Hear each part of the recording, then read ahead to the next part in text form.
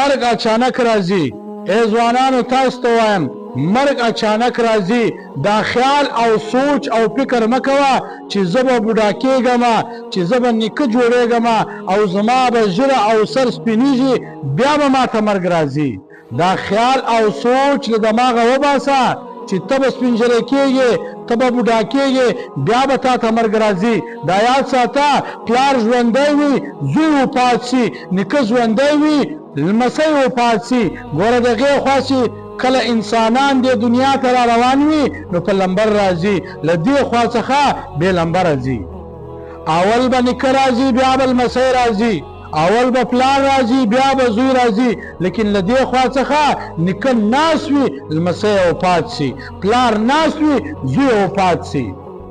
نو دا یاد ساته چې مرګ اچانک راځي. ته به ماخستن روغ رمټ یې پرې به وځې، هغه خوب به د آخرني خوب شي، بیا به راسر راپورته نه کې.